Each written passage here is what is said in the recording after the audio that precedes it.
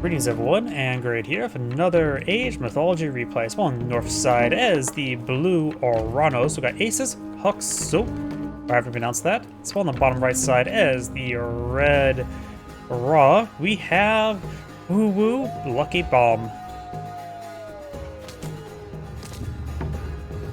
We do have some citizens, of course, queued on up. They're going to do their part. And of course, these laborers as well. That's just pretty much standard. Why do I even mention that? Spawn on the right relic, we got the Blanket of Empress Zoe, giving siege weapons more resistance to crush attacks. Or no, buildings are more resistant to crush attacks, so it's a bit more resistant to siege. Nice. Usually, it's a little bit middling. Sometimes it seems like buildings are either alive or dead, never really in between. We got Kiratha of Apollo, making villagers 10% faster. That's actually very useful for both civilizations, because it will help out. It'll help citizens escape out of the threat, but also very useful raw for, say, the wood collectors and any other, as well as farming, so they get a faster drop-off time. That is a pretty good economic relic for the Egyptians, as well as a good survivability relics for the citizens. We got a Girdle of Hippolyta, gives ranged soldiers have plus 10% hit points, very useful for almost everything. And the Scarab Pendant, giving all siege weapons more crush damage, so we got crush damage and crush armor. Alrighty then. Let's see now. Of course, got the temple going on up. Temple is up, and we do have Prometheus. I recommend you play with fire. That's what Prometheus teaches us, how to play with fire.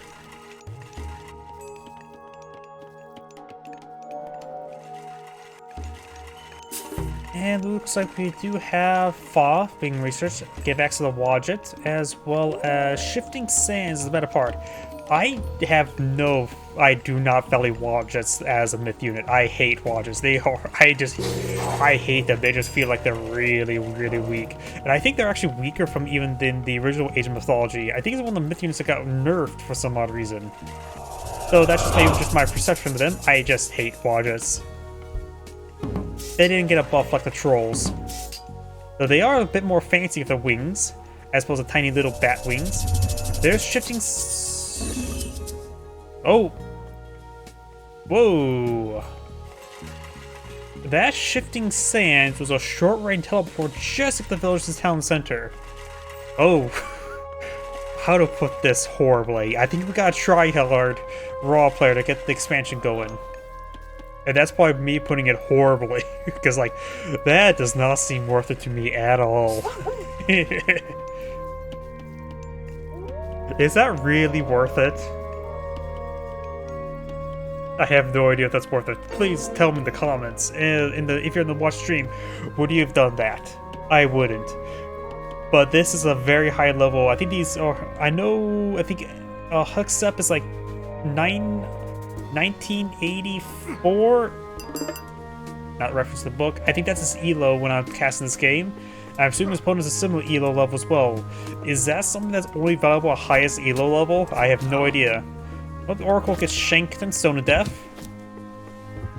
Sounds like San Francisco. Got a relic obtained. It is a Girdle of Hippolyta, giving his range source more hit points, so that'll affect his Turmas, his Argus Archers, and Chariot Ballistas. I just don't like Turmas.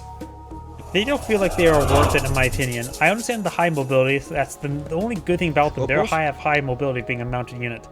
But I don't value them too highly. But these players are much better than I, so whom am I to argue? Of course, they are good against ranged units, and the ranged units that the Egyptians put on this field are slingers, who are good against ranged units. So I recommend just not deploy out slingers. And surprisingly enough, spearmen are pretty mobile as well, so spearmen will outrun these Turmas and counter them as well. Of course, they are a ranged mounted unit there, so pretty good at kiting. Their attack speed is horrible at 1.8, one of the slowest attacking units in the game. The Pharaoh took a bit of damage there. He is a ranged unit, but not a ranged unit. Villagers standing and fighting. Taking some bit of damage there. Wadjet rolling some mistakes. Does heroic valor one of them there to get the full here, but it does go down. You have a good number of villagers there.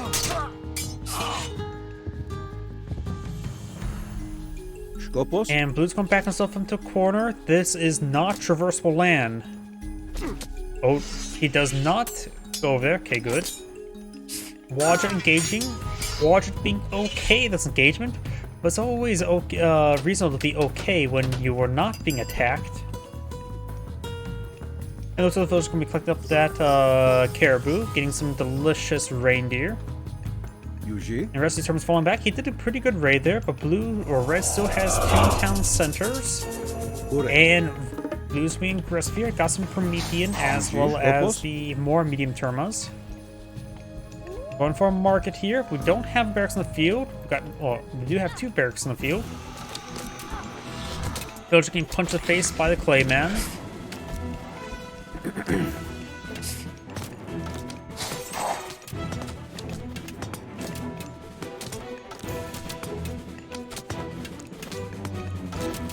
The market will go down, so he does not like the market economies. Got it. Here are the spearmen. Right now they only have movement speed of 5. I think there's some other upgrades we can get to make them going faster. Also got the leather frame, improving spearmen resistance to pierce attack. Particularly useful in this situation. Wadger taking some damage there. More Wadgers pouring in the field. And that's just a large number of termas.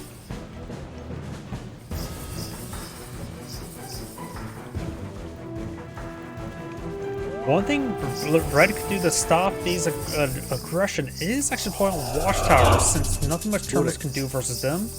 You still have to be careful about these Promethean.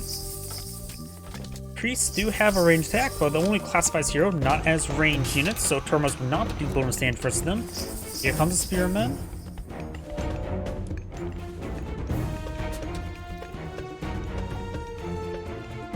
So we've got a good number of Promethean, a pretty beefy frontline unit since they can disintegrate into 3 units.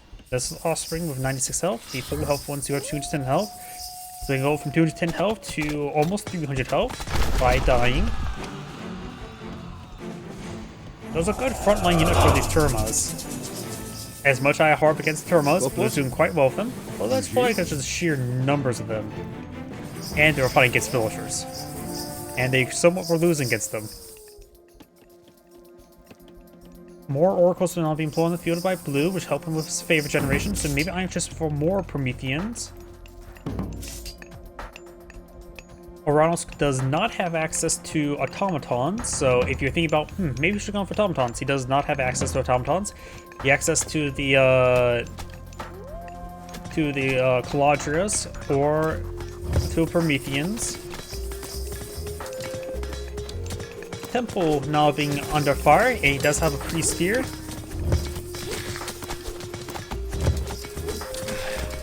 Got another spearman. He could delete the temple to break on through, but there's actually an opening there.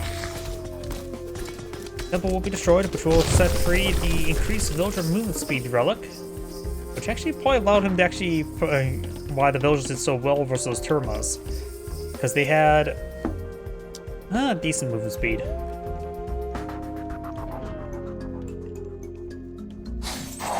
We got some now good number medium tier ballista, a good counter infantry unit. It has 3.3 damage, 5 times 5 multiplier versus infantry. Fires across 4 arrows. And now here comes the spearmen. I didn't see them going up there. Citizens. Duke inside the manor. I think also inside the sentry tower. Chariot ballista will get a good volley there. Of course, they do have relatively low accuracy. And now do have Sobex, getting some Pet Sobek and Pet Suchost. Laser Crocs, I think, will be particularly useful in this situation. Of course, he does not have a temple in the field, so once it gets rebuilt, he should have access to Laser Crocs. And there's a rock as well as a Laser Croc.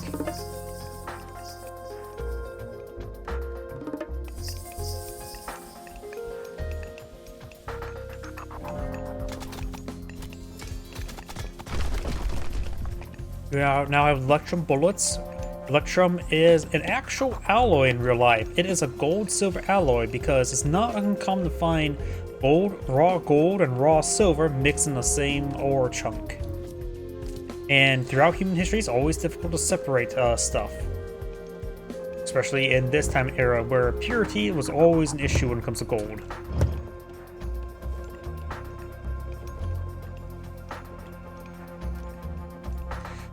Can't say how effective electrum bullets would be for a slinger, but seeing how heavy gold and silver is, it'd probably be a pretty good slinging item, because I think lead balls were the best item for slingers. They can use pretty much any sort of rock, but the smoother it is, the easier it's to throw and have accuracy. Hence why they have to have a supply of polished stone before they start picking up any old stone to throw at your opponent. In actuality, slingers in real life were actually pretty lethal. The problem is training, because it is harder to learn how to use a sling compared to how to use a bow and arrow. And of course, then the crossbows were pretty easy to use, and guns were even easier to use. Granted, crossbows were expensive, and guns took a bit of time before they became accessible because gunpowder. Got some spearmen now engaging. Petsuchos and the Watches are at a good firing angle there. The heroes need to start focusing on these Mythus. The Petsuchos does gun down. They got a number of Momellos here, and a nice shockwave there that scatters Red's force. It's not looking good for Red. Red does have more villagers. Got a number of slingers over here. Of course, they are slightly buffed. They are going to be very useful against Cherry Ballista. They will be equal versus the Termas, roughly. Granted, these also are heavy slingers. He does have a tech advantage versus a regular medium Terma. This watch is in a hold ground stance. That must be a mistake there. Or hold fire stance. If it was hold ground, at least it would still fire. It looks like the watch is stuck in hold fire rather than hold ground. That made a mistake. I could have seen him putting stuff on a hold ground, firing across the trees. Overall, great engagement there by Red. He did manage to come out ahead, but I don't think it was a super great engagement for him. We now got 50 versus 52, similar military count or resource value, but Red does have a good civilian count. If electrum bullets, it makes these slingers a little bit more generous, getting plus 5 divine damage. They're still not super great, but they are a little bit more generous, and that little bit divine damage is hard to specify how effective that is. Versus Momellos, who have low pierce armor, not super great. But versus Termas, who have relatively high pierce armor, means they will punch through easier through their armor. So I can't really gauge this all too well. I know originally it was 1, and that was a very strong, so 0.5, maybe a good middle ground spot.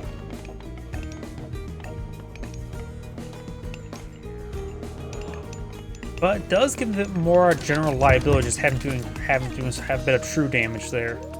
Also got Doc here to bring in the Leviathan. I think he built back to get the free Leviathan. It only costs 50 gold, so it's probably worth it. Right, let's collect this gold deposit. It's only gold deposit within sphere of influence, so you can't be losing it. You have to go for this gold deposit over here. Bit damage from those walls. Slingers here in pretty good numbers, so they should be able to own the Termas. And here's the thing as well, another aspect of the Termas for the slingers. Termas are large, which means there's not too much damage density right there. Slingers are small, which means there's a lot of damage in a small little square. And that is very important. It means as armies start pushing forward, slingers are able to get the fire and damage in before all the Termas does. Damage density is a mechanic that's hard to describe, but it's mostly a common mechanic that is talked about within StarCraft 2 because comparing Marines versus Stalkers, Marines are much smaller, and so you can put a lot of units, a lot of damage in a small surface area, so it's easier to get their damage in.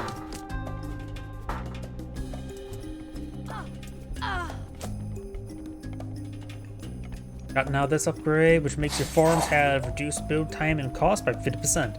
Makes it easier to transition to farms. It's a pretty nice upgrade, especially for Raw, who also has the rain.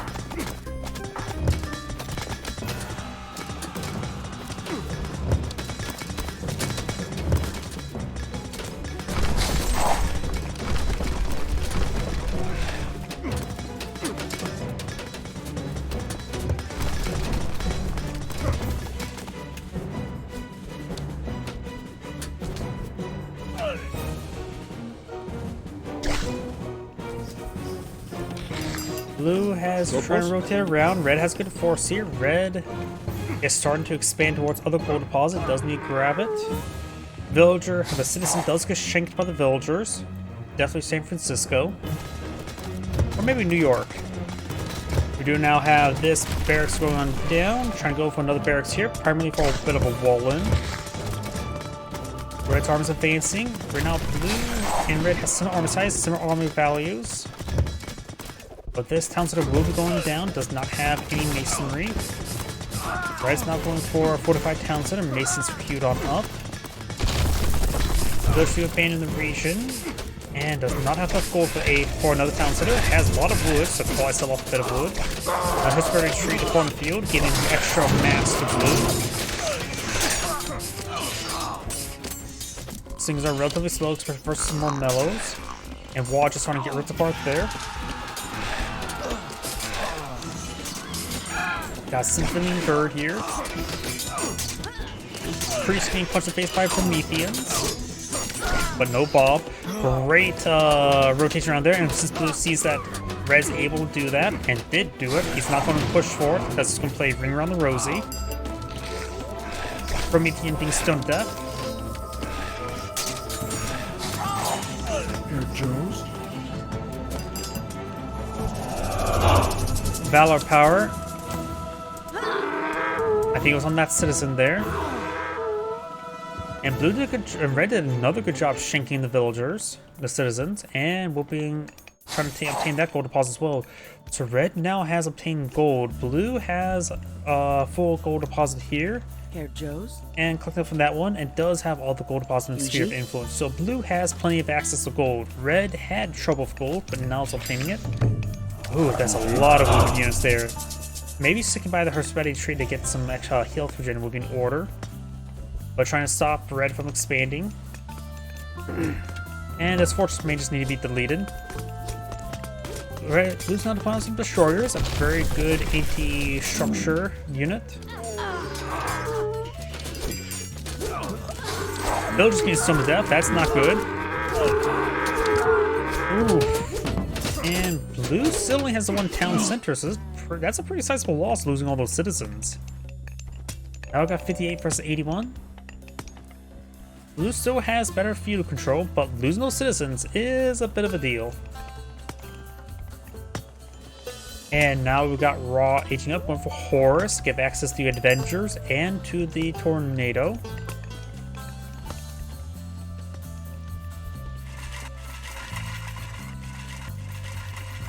Leviathan still here.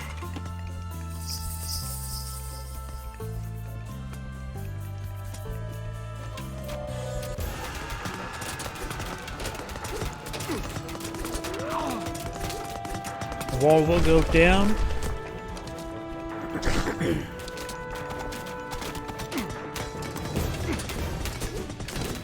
Villagers may need to get back out of the region. He does still have some golden gun.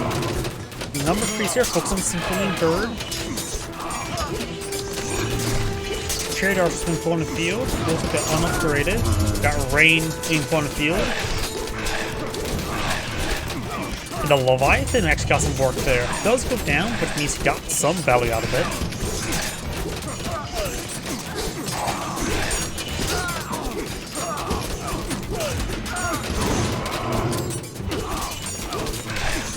Villagers trying to repair up the Miggle stronghold.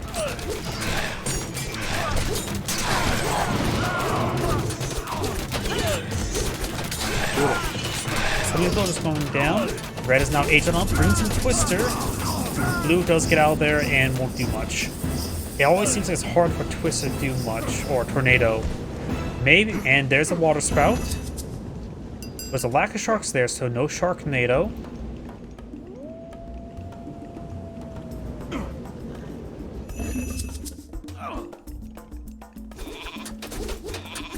Σκόπος. Chariot Archer's taking a bit of damage there. We do now have, was it Sun-Dried Bricks research there, which increases building health, right? Advancer does spin to win a little bit, but now he's getting picked off. The Rock here has loaded up some units, I think some villagers. Slingers, actually. Take off. Does evacuate there? Was that? I'm curiosity. I know. Was that force evacuate because it went down, or was that a manual deactivate or evacuate? I'm not so sure. Most of the time I just see rocks only be used, that free rock used as a scout. You now have Heart of Titans, reducing the time it takes to heroify units, sanctify units. And reach. And we've got now the Light Stone. He may be eyeing for some heavy Contineris.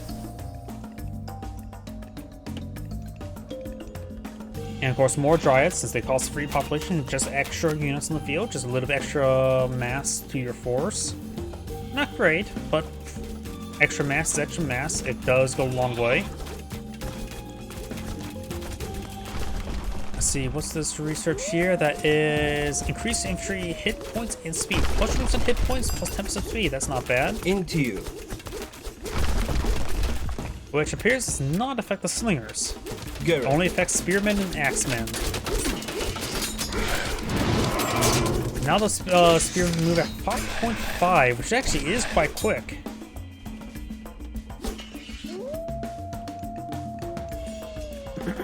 I see some more destroyers being blown in the field.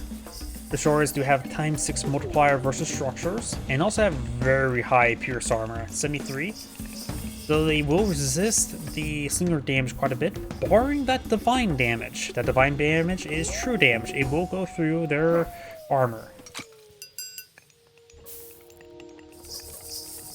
More destroyers, more Contineris, and more heavy Argus archers. We got now the camels hitting some of these citizens once again. Red's done a good job of raiding these citizens. Oh, and we got this force here. I wasn't paying attention. A number of shores have already crafted in the fortified town center. Oh, it's not even fortified yet. Fortified is being researched now. I think fortified town center will be interrupted, and these villages may go down. That's going to be a pretty sizable loss. Red's going to take some losses here. Lose almost max out civilian population. Red's now down to 1 town center production, looks like. This one's being built now, being powered by a pharaoh.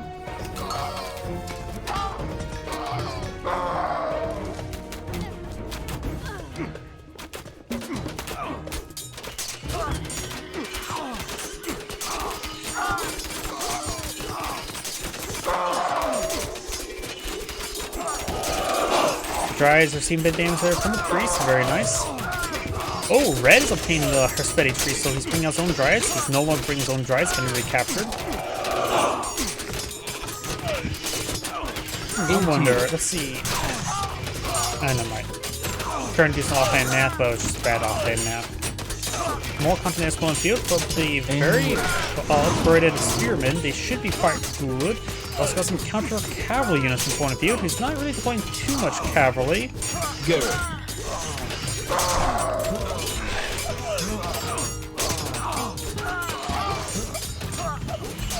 More spearmen, more champion archers, chariot archers. Chariot archers are going to move slower than spearmen.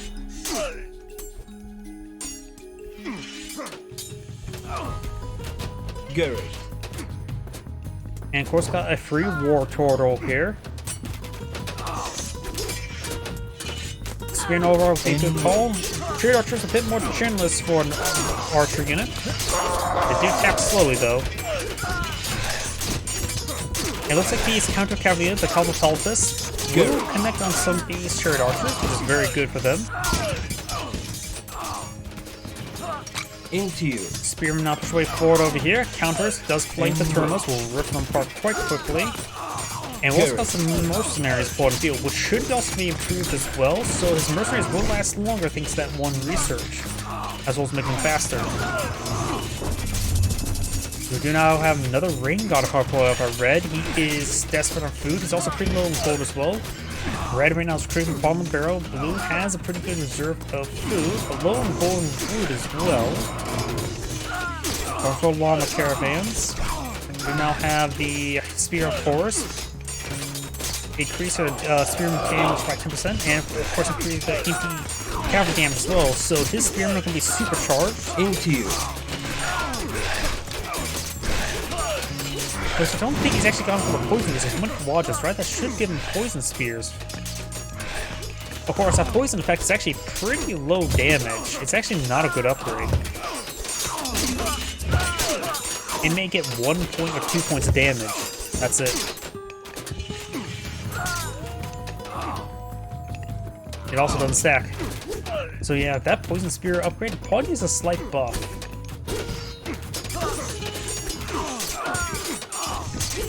Got a number of Memellos here. Right now, Oranos is still age 3 versus age 4 units. The more Memellos right now have 10 damage with high attack speed. Spearman right now has 11 damage with sustained attack speed.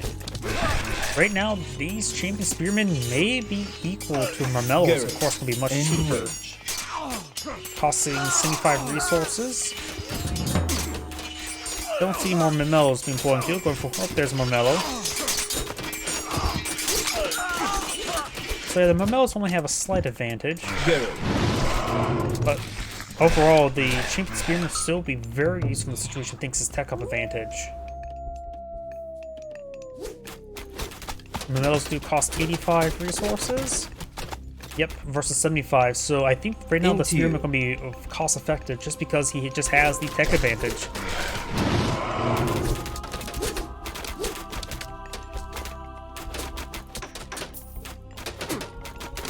Those formation views are pretty weird because those spearmen are just so fast. 5.5. They actually really outrun the Memellos as well. First Betty tree has been captured. It's going to go for some Dryads now to get some extra mass. For Miggle Stronghold here. Gold deposit completely untouched. Unspoiled. Undiluted. Another Miggle Stronghold going on up there.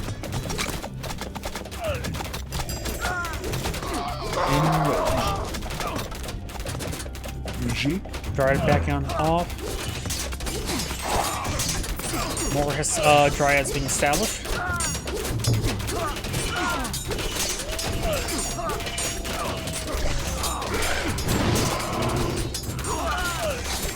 We'll start to transition to some llama caravans. Raw has stabilized his economy, so that rain did stabilize his economy just well enough, which is good. He's going for his own camel caravans. Hopefully he has some priests empowering those from markets, because I'm pretty sure that improves the gold drop-off. It will help out quite a bit. Looks like not. I never see people using the lesser empower for raw priests. I think people should go for more often. At least for some economic drop sites, some limited economic drop sites. Like say there's a gold deposit, just empower the structures and get a bit extra gold drop-off. Got some camel upgrades, gave some help with the dark water upgrade. Also helps out with camel caravans, making them faster.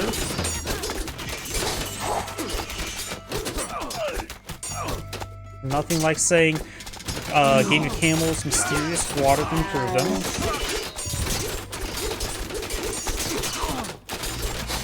Into you. Red does not have incendiary arrow research just yet, not like him ready for it. He's low on food once again.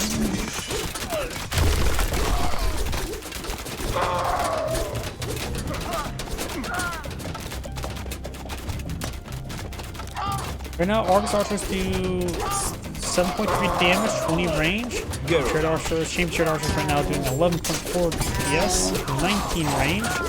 Do cost 140 versus the 95 of the Argus Archers.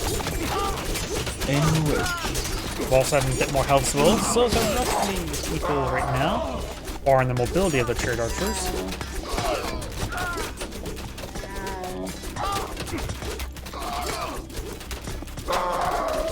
Redstone breaking through. I think the lack of tech age up for Blue is being a bit of a problem. He also needs to get more food. He can basically consume all the food on the side of the map as well.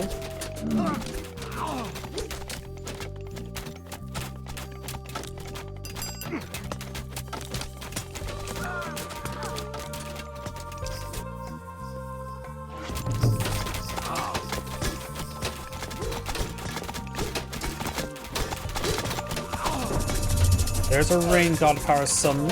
Very nice. I think once again the raw player is having trouble with food, so he's trying to get that going. Of course, rain god power no longer affects your wood income like the original Age of Mythology.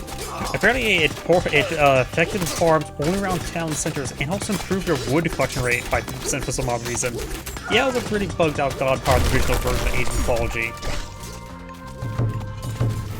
Another mid-gold stronghold deployed in the field, being deployed in the field. Over here, blue's trick forward. Got camel caravans for Contineris and catapult.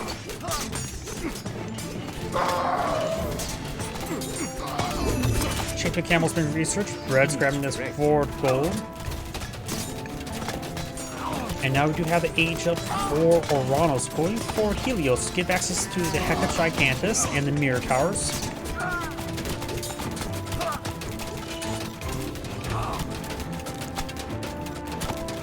He's also going for bronze upgrades. Thought he would have had it by now. Into you. Red right now does have copper and bronze as well. Both players are missing blacksmith research.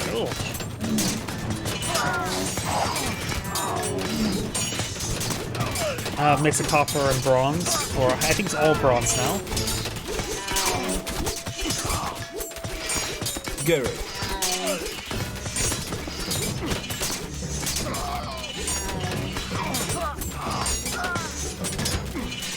Great.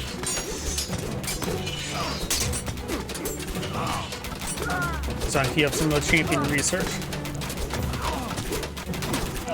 Argus Archers in a good defense position there in the urbanized terrain. Trade Archers do not outrange heavy Argus Archers well, so the Argus Archers are in. If the Trade Archers in range, so are the Argus Archers. Into you. Camel's going straight for the llamas. These llamas are causing a bit of drama for Red.